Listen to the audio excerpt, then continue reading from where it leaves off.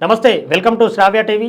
దేశంలో కరోనా మహమ్మారి అనే పెద్ద మాయరోగం ఇదివరకే వచ్చిన పరిస్థితి మనం చూసుకున్నాం. అయితే మొత్తంగా మళ్ళీ తెలంగాణలో ఇప్పటికే 4-5 కేసులు నమోదైనట్టు కూడా వార్తలు వినిపిస్తున్నాయి. అయితే 2020లోనే కరోనాకు సంబంధించి కర్ఫ్యూ నిర్వహిస్తారని చెప్పేసి ఆ సామాజిక విశ్లేషకులు సీనియర్ జర్నలిస్ట్ బాలకృష్ణ గారు ఇదివరకే చెప్పిన పరిస్థితి ఉంది.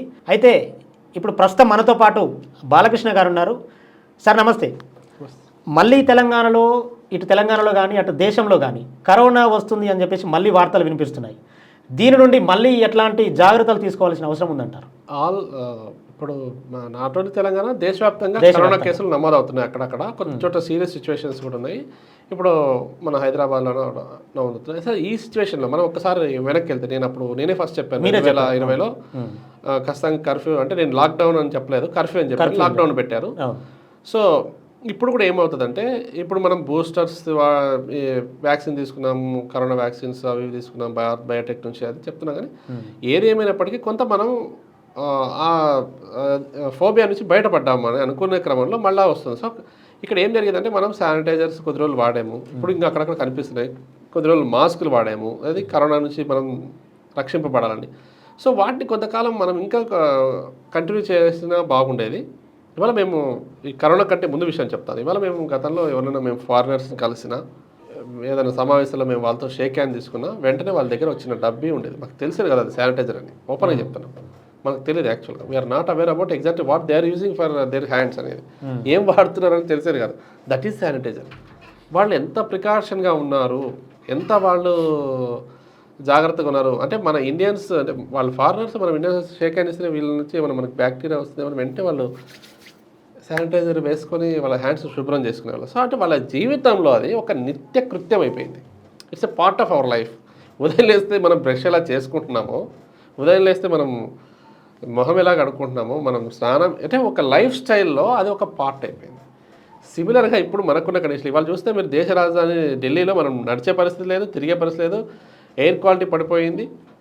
ప్రజలు అక్కడ రకరకాల రోగాలు, రకరకాల హృద్రోగాలు అనొచ్చు, లేదా లైక్ శ్వాసకోశ వ్యాధులతో బాధపడుతున్నారు. చిన్న చిన్న పిల్లలు ఎఫెక్ట్ అవుతున్నారు, పెద్దవాళ్ళు ఎఫెక్ట్ అవుతున్నారు. ఇక్కడ మెయిన్ ఏంటంటే, మన కరోనాలో ఏజ్ ఫ్యాక్టర్ కూడా మెయిన్ ఇంపార్టెంట్. 2 to 12 years ఈ పిల్లలు చాలా జాగ్రత్తగా ఉండాలి. అబౌట్ 55 వాళ్ళు చాలా జాగ్రత్తగా ఉండాలి. సో ఈ ఏజ్ ఫ్యాక్టర్. అలానే మిగతా వాళ్ళు నెగ్లెక్ట్గా ఉండాలని కాదు, ఎక్కువ ఎక్స్ప్లోర్ అయ్యేది వీళ్ళే అవుతారు దేనికైనా. కానీ మిగతా వాళ్ళు ఏదైనా రక్షణలో ఉండొచ్చు, ఆ ఏజ్ వాళ్ళు ఎక్కువ తిరగకపోవచ్చు. కానీ మిగతా వాళ్ళు కుటుంబ పోషణ కోసం కావచ్చు, ఉద్యోగ బాధ్యత కోసం, వేటి కోసమైనా వాళ్ళు తిరుగుతారు, ఒక ప్రాంతం నుంచి ఒక ప్రాంతం కానీ ఒక చోట. సో ఈ మొబిలిటీ ఉన్నప్పుడు వాళ్ళు ఫస్ట్ అన్ని సెగ్మెంట్స్ వాళ్ళు జాగ్రత్తగా ఉండాలి. మెయిన్ వీళ్ళు ఇదిగా ఉండాలి. ఎందుకంటే ఇమ్యూనిటీ తక్కువ ఉన్న వాళ్ళు, ఆ ఏజ్ పిల్లలు, చిన్న వాళ్ళు ఫస్ట్ జాగ్రత్తగా ఉండాలి. తర్వాత ఏజ్ ఫ్యాక్టర్ వాళ్ళు. నేను అప్పుడు ముందుగా ఎందుకు హెచ్చరించారంటే, కేరళలో మనకు అప్పుడు స్టార్ట్ అయింది. కేరళలో ఆల్మోస్ట్ అప్పుడు అదే విషయానికి వస్తున్నా. ఫస్ట్ స్టార్ట్ అయిందే కేరళలో స్టార్ట్ అయిన కరోనాతో ఒక తల్లికి బిడ్డకు తాకలేని పరిస్థితి కనుక ఇప్పుడు మళ్ళీ కూడా అదే కేరళలో మొదలైంది. అసలు ఎందుకు, ఏం కారణం అంటారు? కేరళలో వాతావరణ పరిస్థితుల్లో, ఎందుకంటే అక్కడ ఎక్కువ చెమ్మ వాతావరణం ఉంటుంది, సముద్ర తీరం కూడా ఉంది. వాళ్ళకి రకరకాల కారణాల వల్ల అక్కడ హ్యూజ్ ఫారెస్ట్ కూడా ఉంటుంది అక్కడ. ఈ వైరస్ ఏంటంటే చలి ప్రాంతాల్లో చలి ఎక్కువ. ఇప్పుడు మనం యూరోప్ కంట్రీస్లో గతంలో చూస్తే, మనం యూరోప్ కంట్రీస్లో చాలామంది చనిపోయారు. కారణం ఏంటంటే అక్కడ -degreesలోకి వెళ్తుంది. దానివల్ల అది ఒక కారణం. చలి తీవ్రత ఎక్కువ ఉండడం వల్ల ఈ వైరస్ విజృంభిస్తుంది. జనరల్గా ఏంటంటే, ఏదైనా ఒక వైరస్ అతి చలికి కానీ అతి వేడికి కానీ చచ్చిపోతుంది, మనం తెలుసుకోవాల్సింది. కానీ ఇక్కడ కరోనా వైరస్ ఏంటంటే, ఆ చలి పెరిగే కొద్దీ దాని వ్యాప్తి పెరుగుతుంది. సో ఇక్కడ దాన్ని మనం కొంచెం స్ట్రేంజ్గా చూడాల్సి వస్తుంది. రెండవది ఏంటంటే, యూరోప్ కంట్రీస్ చూసుకుంటే అక్కడ ఏజ్డ్ పర్సన్స్ ఎక్కువ ఉన్నారు. ఈ భారత్ యంగ్ యూత్ భారత్లో ఉంటే, అక్కడ ఏజ్డ్ యూరోపియన్స్ ఎక్కువ ఉంటారు. అక్కడ వాళ్ళ ఆయుర్దాయం కూడా ఎక్కువ ఉంటుంది. జనరల్గా మనం ఇక్కడ 70-80 ఏళ్ళు బతకడం గొప్ప, 100 ఏళ్ళు బతికితే వాళ్ళకి శతాధిక వృద్ధులని పద్దెనిమిది పేపర్లో వస్తుంది, టీవీలో వస్తుంది. వాళ్ళ ఇంటర్వ్యూ, వాళ్ళ పెద్ద ఫోటో, వాళ్ళ ఇల్లు ఫోటో వేస్తారు. అలా కాదు, అక్కడ యూరోప్లో దాదాపు 130-140 years కూడా బతుకుతారు మనుషులు. సో కాబట్టి అక్కడ ఏమవుతుందంటే, ఏజ్డ్ పర్సన్స్ వాళ్ళ యంగ్స్టర్స్ అంటే 60 ఏళ్ళు ఉన్న వాళ్ళ వరకు కూడా యంగ్స్టర్స్. ఇక్కడ 60 అంటే అప్పుడే పెన్షన్ వస్తుంటుంది కాబట్టి పెన్షన్స్ ఉంటాయి. అక్కడ అలా కాదు, 60 వాళ్ళు కూడా కింద ట్రీట్ అవుతారు. ఆయుర్దాయం ఎక్కువ అక్కడ. లైఫ్ స్పాన్ అంటాం కదా, ఎక్కువ రోజులు బతుకుతారు. 140 years అక్కడ బతుకుతారు. సో దానివల్ల ఏమవుతుందంటే, ఇక్కడ మనకు స్కూల్స్ ఎలా వీధికి కనిపిస్తాయి, అక్కడ వృద్ధాశ్రమాలు ప్రతి వీధికి ఉంటాయి. గతంలో కూడా అది జరిగింది. వీళ్ళు ఎప్పుడైతే ఆ కరోనా వ్యాప్తి చెంది ఒకరికొకరికి అది స్ప్రెడ్ అయ్యి వాళ్ళు చనిపోయినప్పుడు వృద్ధాశ్రమాలు చనిపోయినప్పుడు ఈ వైద్య బృందాలు అక్కడ చేరుకున్నప్పుడు వాళ్ళు చనిపోయారు. రెండోది ఏమైనా మనం ఇప్పుడు అన్నాము 60 ఏళ్ళ వాళ్ళు అక్కడ యంగ్స్టర్స్ అని, అక్కడ దొరికిన ఆక్సిజన్ సిలిండర్స్ కావచ్చు, ఏమైనా కావచ్చు, బెడ్స్ కావచ్చు, హాస్పిటల్స్ అవన్నీ కూడా వీళ్ళకి ప్రొవైడ్ చేశారు, ఏజ్డ్ వాళ్ళకి ప్రొవైడ్ చేయలేదు. సో అప్పుడు అక్కడ మరణాలు ఎక్కువ సంభవించినాయి. ఇక్కడ మన ఇండియాలో ఇప్పుడు మనం ఇండియాకి వద్దాం, ఇండియా కేరళ నుంచి ఇప్పుడు ఇండియా కేరళ పార్ట్ కాబట్టి ఇక్కడ మన పరిస్థితి అంటే పల్మనాలజిస్టులు మన దగ్గర లేరు. ఇంత పెద్ద భారతదేశంలో ముఖ్యంగా ఢిల్లీలో ఇప్పటిదాకా పేరు మోసిన అంత పెద్ద రాజధానిలో అంత పెద్ద ఢిల్లీలో 25 మంది పేరు మోసిన పల్మనాలజిస్ట్ 25 మెంబర్స్. ఓవరాల్ ఇండియాలో చూస్తే అంత 100లో ఉంటుంది ఆ సంఖ్య. ఓకే. సో ఈ సంఖ్య తక్కువ ఉంది. మెయిన్ పల్మనాలజిస్ట్లో దీన్ని ట్రీట్ చేసేవాళ్ళు. ఏదైనా ఇన్వెన్షన్ చేయాలన్నా, దానికి కేస్ స్టడీ చేయాలన్నా, ఆ జబ్బు గురించి స్టడీస్ ఏం చేయాలన్నా, దానికి రెమెడీ కనిపెట్టాలన్నా కూడా పల్మనాలజిస్ట్ చేతిలో ఉంటుంది. ట్రీట్మెంట్ చేయాలన్నా, ఏం చేయాలన్నా. సో ఇవాళ టెస్టులు చేసి ఉందా లేదని చెప్పగలుగుతున్నారు, కానీ దాన్ని తర్వాత ఫర్దర్ టెస్ట్లు అన్నీ కూడా పల్మనాలజిస్టులు చేయాలి. సో వాళ్ళ సంఖ్య కొరబడింది.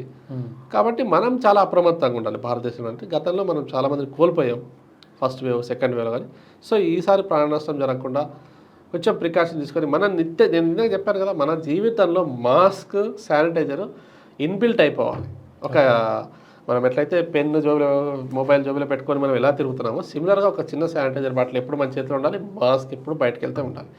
ఈ కొద్ది రోజులు కంపల్సరీ చేయాలి. తర్వాత కూడా లైఫ్ స్టైల్లో అలవాట్లో భాగంగా ఉంటే తప్పేమీ లేదు. అయితే ఇదే కరోనా మళ్ళీ ఎక్కువైతే గతంలో కర్ఫ్యూ నిర్వహించినట్టుగా మళ్ళీ ఎక్కువైతే కర్ఫ్యూ నిర్వహించే అవకాశాలు ఉంటాయా? రావచ్చు, తప్పలేదు. ఎందుకంటే గతంలో కూడా ఇంతకు ఎప్పుడు చెప్తాను కదా, India is a mobility country. ఒక చోటు నుంచి ఒక ప్రాంతానికి ఎప్పుడు మొబైల్ అవుతూ ఉంటారు. అది కుటుంబ పోషణ కావచ్చు, వృత్తిరీత్యా కావచ్చు, ఉద్యోగరీత్యా, దేనికోసమైనా ఒక చోటు నుంచి ఒక చోటు వెళ్తున్న వాళ్ళని ఇంత భారతదేశంలో మనం రిస్ట్రిక్ట్ చేయాలంటే ఓన్లీ లాక్డౌన్లోనే చేయగలిగినారు. వేరే వాళ్ళు ఎవరికి వాళ్ళు ఇంట్లో ముడుచు కూర్చొనే భారతదేశం కాదు మంది.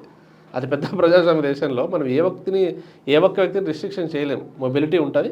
సో ప్రతి ఒక్కరు ఒక చోటు నుంచి ఒకటి వెళ్తూ ఉంటారు, ప్రయాణాలు జరుగుతుంటాయి. సో ఈ క్రమంలో స్వీయ క్రమశిక్షణ మళ్ళీ అక్కడికి రావాలి. మనం స్వీయ క్రమశిక్షణ, సెల్ఫ్ డిసిప్లైన్, స్వీయ పరిశుభ్రత, ఇవన్నీ కూడా వ్యక్తి పాటిస్తే ఎవరికి ఏమీ కాదు.